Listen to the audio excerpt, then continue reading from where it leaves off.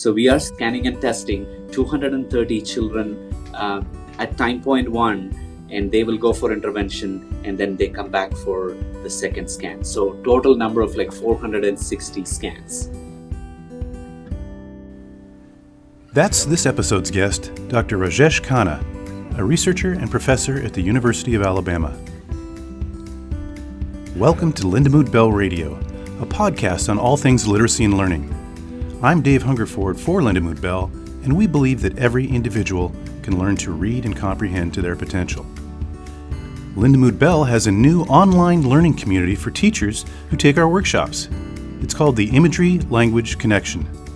Subscribe, and you'll gain access to a library of resources for teaching with the Seeing Stars or Visualizing and Verbalizing programs. Attend live webinar sessions with our instruction experts, and refine your skills at your own pace with e-learning courses, all included. Find the Imagery Language Connection and join us at lindamood-bell.com. Dr. Khanna is a returning guest on Lindamood-Bell Radio, and here's our conversation.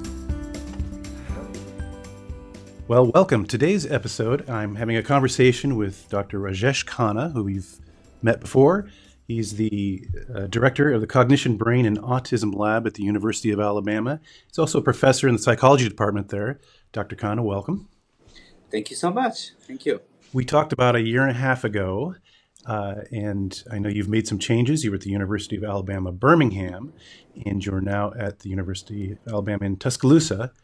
Along with the football change, what else has happened professionally for you there? So yeah, this is we are trying to build an Autism Center here at the University of Alabama. We have a fairly large number of faculty working in different aspects of autism. So I've been asked to coordinate this group of people, develop a center for autism. So that's one of the most exciting things about the new position. Yeah. So tell me how the Autism Center works. Do members of the community, are they involved in receiving diagnoses? I'm sure you do research there. What all does that entail?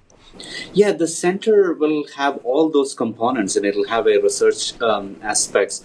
It'll have service, education, and of course, interaction with the community, where they can walk into the clinic and then get the diagnosis and referral for treatment and therapy, and so on and so forth. So at this point, we have an autism spectrum disorders clinic here, which is relatively well established. It's been here for a while.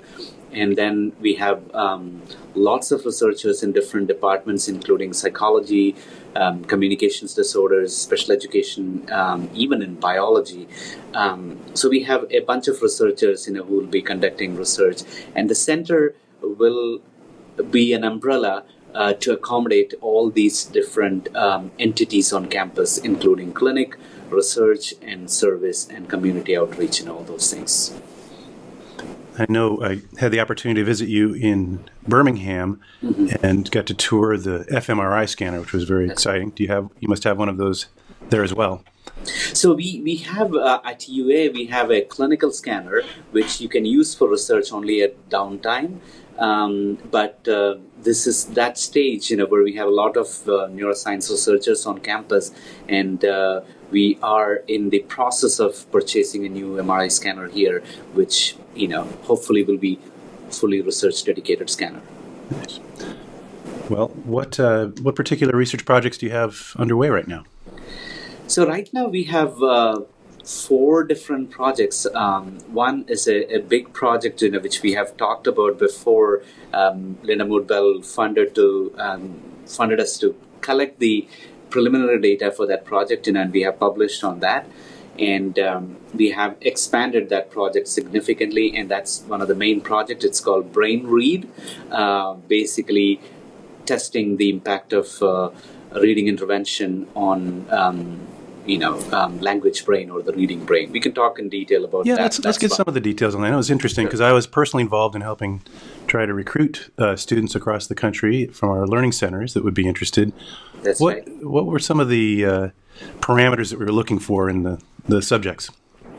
Yeah, so in this one, we are looking at kids with autism between the age 7 and 13. and they should have above average reading ability or decoding ability, and below level comprehension or poor comprehension. Simply put it, this may be a subgroup of children with autism who are good at reading or good at decoding, but poor in comprehension. Almost the opposite of dyslexia. Exactly. That's right.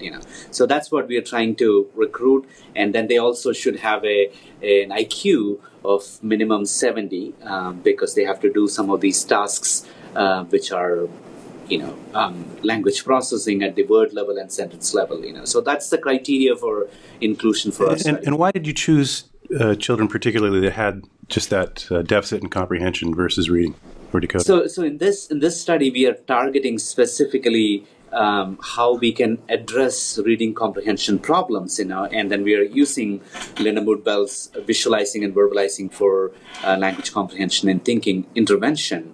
And that intervention clearly can address comprehension through teaching them through visual imagery, how to approach language comprehension through visual imagery. That's precisely the reason for choosing that, And so you did a variety of tests that were pencil and paper tests, and then in the scans. Did you find similarities in the initial scans in the particular brain areas or the processes that you're looking at with those students? Are you asking about similarities between controls and typical individuals? Or, controls and autism? Yes. So was there, I guess, a difference between those groups, but also the similarities within the autistic group? There are similarities, and it's not like a complete difference all over the brain. I think the similarities are, for example, in posterior part of the brain, occipital regions are fine in terms of, I shouldn't say fine. I think, those regions recruit similarly to controls when they are processing language. And there are many other regions also. But I think the differences we have been seeing are mainly in core language processing areas. Or you can call reading network. Reading network has a bunch of regions as part of that, But if you recall the classic language areas like Broca's area, Wernicke's area, some of those core language regions behave slightly differently in participants with autism compared to controls, actually. So what we are trying to do is, how we can address those core regions and change them in terms of their function and connectivity, and also some of the regions which are part of the reading network. That's the goal of the study. And so, to kind of wrap up, how did that initial study proceed? I know you've published several papers at this point. That's right. So the initial study was a great, step towards understanding the whole process of reading and reading comprehension. It's a domain which I haven't explored much before that study. Especially this aspect of good decoding ability and poor comprehension ability. So we had pretty good data from 3 groups of participants. In that study, autism experimental group of children who went for the intervention and then came back for the second scan. And then we had autism weightless control group of children who had the first scan, waited out for 10 weeks, and then came back for the second scan. And you had people from all over the country, right? Exactly. You had people that would go, and I think they did 6 to 8 weeks. Or they did 10 weeks. 10 weeks of instruction at our learning centers. Yeah, basically came back. Total number of hours is 200 hours of face-to-face instruction. Shooting for 200.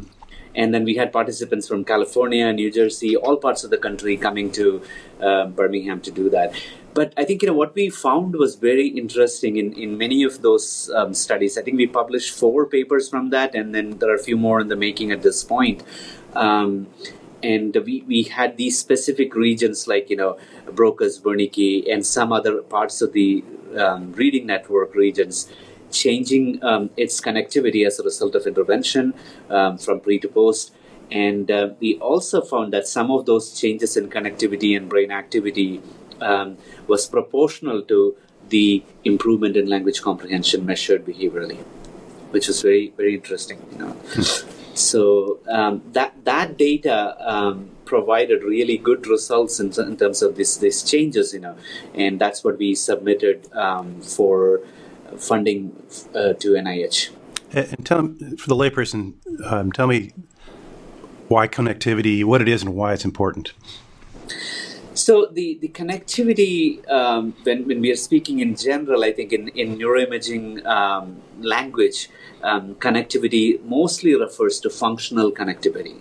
But there are different types of connectivity out there. But I'll just talk about functional connectivity.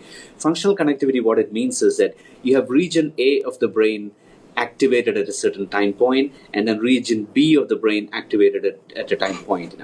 All we are looking at is, are these two regions activated at the same time? If they are activated at the same time, our understanding is that the time course of activity, the FMRI signal from that one region A and from the region B will be correlated, actually. I mean, simply put it, it's dancing to the same tune, right? As opposed to haphazard way of responding to things. And it's generally accepted there are certain areas that are responsible for certain language processing tasks. Is that correct? Exactly. It's to come back to language processing, like Broca's area or the inferior frontal gyrus is involved in speech production, whereas the Wernicke's area is involved in speech comprehension, actually. So these two regions have to work in tandem to ensure smoother processing, and that's exactly what we are seeing through the connectivity or the communication between those two regions, actually. And technically, the measurement of that comes from the magnet in the scanner measuring the iron in the blood flow. Is that exactly? That's right. So in all these cases, when we refer connectivity or brain activity, that's an indirect form of measurement. What we are targeting is the difference in blood's oxyhemoglobin and deoxyhemoglobin and their response to the MRI environment, actually, or the magnet. Well, that's that study. And then the new one is at a magnitude of something much larger from the NIH, right? Exactly. Tell me about that process of after the first study, how you gathered all the wagons around to prepare and apply for that second larger project. Yeah, so the first study provided us really encouraging results, so we were very happy with that. So I have been working on a proposal to the NIH. So if you are familiar with the NIH grant funding system, that's the National Institutes of Health, federal government it is the National research. Institute of Health, which funds the federal grants, and you have to apply. It's a long application process, and the application, once you apply, it goes to review to a group of researchers in the field who we don't know about, and then they will score the grant. They will provide scores for that, and then they also will have a discussion of it in a setting called study section. And at that study section, the group of people sitting there around the table can make a decision on grants, like which one of those get what score, and then whether to be funded. They make that recommendation to be funded. So basically, what we did was we submitted the preliminary data which we gathered from our first study, saying that look, we found from these 20 participants with autism in different groups that there has been changes in the brain as a result of this intervention, and but to absolutely confirm this, we need more sample size, and we have to address many of the limitations of the first study with a larger sample size. And we proposed a large sample size of about 230 participants, actually. And we specifically submitted this proposal to an institute within the NIH called National Institute of Deafness and Other Communication Disorders. It's called NIDCD. So that's the institute we submitted to, and then they decided to fund the proposal. So we are scanning and testing 230 children at time point 1, and they will go for intervention, and then they come back for the second scan. So total number of 460 scans. So that's a huge project. If somebody hears, that's a lot of students to scan. It's a large project. I'm presuming again that you are scattering a wide net. Tell me again, if I have parents listening to this, and they have a child with autism or suspected autism, what sort of criteria you'd be looking for again?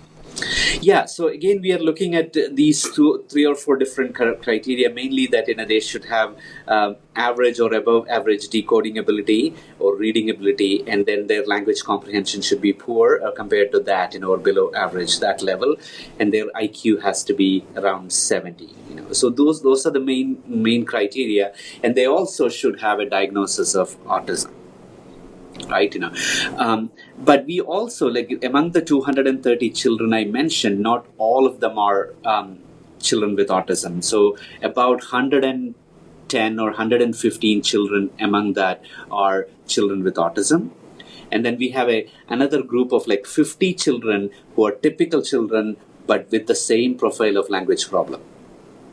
So no autism, but there's the same gap between decoding and comprehension. Exactly. And then there is another 50 who are typical children who don't have the language problem at all. So it's kind of like a three different group. One, the ASD group with language problem. Second one, typical group with language problem. Third one, typical group without language problem, actually. And then to look at that. So. And I should add that the group that within the group of students and children that have been diagnosed as autism, some receive instruction, right? They receive the scan, then instruction, then a later scan. And the others receive a scan, no instruction, a later scan, but then we provided instruction to them after that. Exactly. That's the way it's going to work, yeah.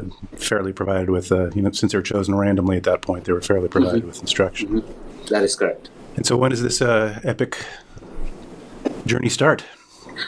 So we already are recruiting participants for this study. We have scanned about 10 subjects, 10 children so far. So the recruitment is going on. Anybody who is listening to this can look up our contact information and call us and get them participate or schedule for the study. So the study will go on until 2023. So this is this started late last year. So the grant is from 2018 to 2023. It's a 5-year grant. So we are actively recruiting for the next couple of years, actually, for the participants. So it's a long process. It is a long process, yeah. So in the meanwhile, and I should mention too that they're welcome to contact us here at Lindamood-Bell, and we can route you in the right spot. Great, as well.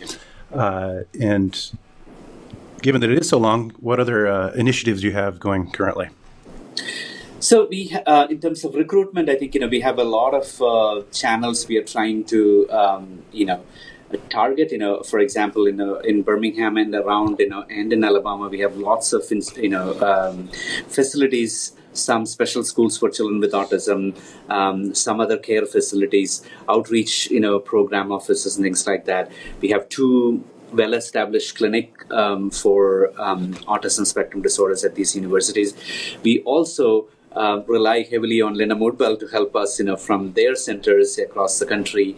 If somebody is qualified for the study, they can, join us and get the scan done, and then go back and receive the intervention. So as a researcher, you look at some very, very, very specific issues and concerns. Do you get a chance to reflect on this kind of the general state of autism diagnoses and other kind of current topics in the very highly publicized issues that regard ASD?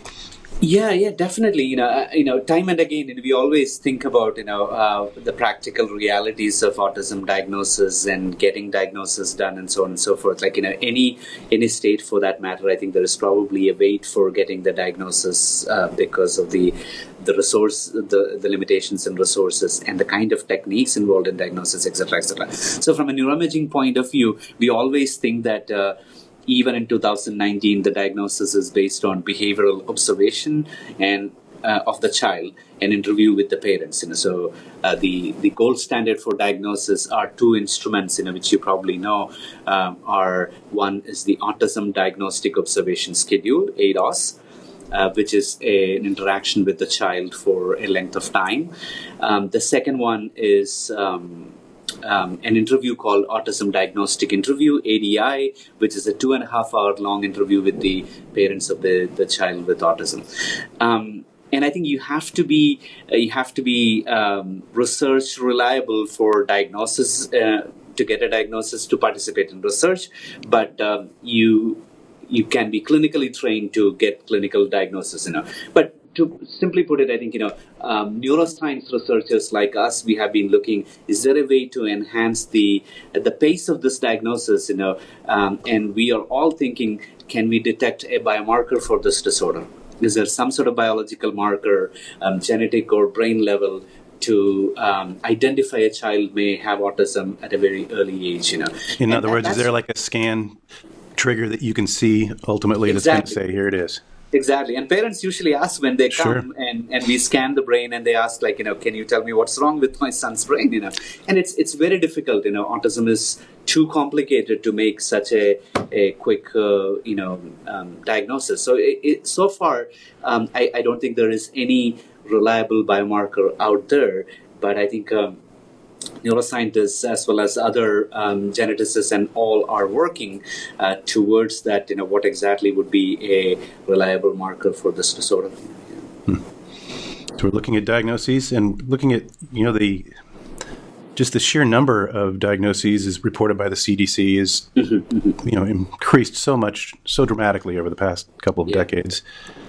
There's a whole generation now of people that are starting to move into the workplace and adulthood, probably a higher percentage than we've ever had or known in history. What are some of the topics for adults that are making that transition? Yeah, I think, usually you hear, in literature in general about autism and the news, mostly about kids with autism. And people generally tend to forget about what happens when these children grow up, actually, right? So it's a big concern. And for example, one of the main problems is transition to college, for example. So until high school, you're much more protected from multiple ways, and then suddenly you have to get into this independent environment. So what supportive mechanism is there for such things? I can give an example here at the university where I am. There is a unique program here called ACTS. It's basically a college transition program. So they select, kids from high school who apply, kids with autism, and this kind of prepares them for, that transition process, actually. And I bet, and I think, there may be other places and other universities where they may have such or similar programs. The other major concern is employment of these individuals, once they, are out of college, or once they are adults. So that's another bigger issue. What kind of employment is suitable for them? How can we train them? How can we train the folks at with the employer, where the organization where they are working, to understand the needs and problems of these individuals? All those things are important. Speaking of these adults, I think I would transition from that to one of our current studies. So another major issue is driving in adults with autism. So many adults with autism have license, actually, driver's license, but despite that, they don't drive, actually. The number of adults with autism driving are less, part of which is, they are either scared to drive, or their parents don't let them drive, because of concerns, etc., etc. So we have a project ongoing at this point in my lab. It's called Transit. And that project, basically what we are looking at is driving ability or driving performance in adults with autism, and what kind of brain mechanisms, are in action when they are driving. So we are doing this at two levels. One, of course, we are testing them, but that's one level. But the main level is there is a simulator. There's a driving simulator. We are using that driving simulator. They can sit in there and then start driving. And then what we do is we present a lot of hazards on the road, in a virtual reality scene, and then we look at how they are responding to that. The second main level of it is we take the same driving scenario from the virtual reality, put it in the MRI scanner, and then look at how their responses when they are detecting a hazard. And we plan those hazards in different ways. Like we have social hazards, like a pedestrian walking onto the road. And so basically what we are looking at is how their higher cognitive function is their planning, decision making, attention to details while driving, etc., and what kind of brain mechanisms may be different. Anything kind of interesting starting to pop out? So far, there are a lot. I think this is a preliminary study, which is, again, data collection is ongoing, but we have some very interesting results initially. The executive network of the brain, which is mostly the prefrontal cortex of the brain, is engaging slightly differently in people with autism compared to ADHD as well as typical individuals. So that's what our initial finding is, but it's not yet ready for prime time. Any other initiatives going on that you want to share? We also have another adult study, young adults and adolescents. It's called PEERS, P-E-E-R-S. And PEERS is an intervention program specifically targeted for social skills development in adolescents and adults with autism. So this is another FMRI study going on in the lab. We are identifying a group of adolescents and adults with social problems, and the intervention is a group setting where they are taught about social rules and norms and stuff like that, etiquettes, engaging in social interaction. And the intervention lasts about 14 to 16 weeks, and they come back for more testing after the intervention and scanning. Just like the language study we talked about, the format is the same, but instead of the reading intervention, here we have social interaction, like peers group. Oh, we've got a wide range of topics going on right now. That's right, yeah. It keeps it interesting. And your duties as a professor, are you in the classroom? I am in the classroom. I don't have to teach this semester because it's the first semester here at the new university. I get a break, but I start teaching from next year onwards. And I'm teaching a course on autism. And you still have graduate students at Birmingham that you still work with, correct? Exactly. I have 3 grad students in Birmingham. I have one joining here from January and another one joining in fall next year. Oh.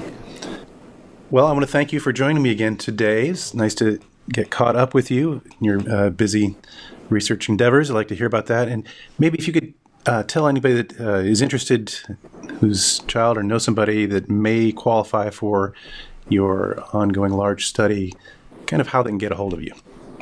So there are multiple ways to contact us. I think one of those is visit our website, lab website. It's called www.cbra.ua.edu. And if you come to the website, there is a section called Participate on there, and you can easily enter your information there and submit it, and we'll get it, and we can call the participants back. I think that's probably the easiest way to contact them. Yeah. Fantastic. Well, thank you for joining me, and you can see and meet Dr. Kana in a video on the Lindamood-Bell YouTube channel. And thanks again. Thank you. And thank you for listening. Learn more about the research, which at this point has resulted in several peer-reviewed publications, on the Lindamood-Bell webpage, lindamood-bell.com. You can see a video of a previous collaboration with Dr. Kana on our YouTube page, and you can also follow us on Facebook, Instagram, and Twitter. We are Lindamood-Bell.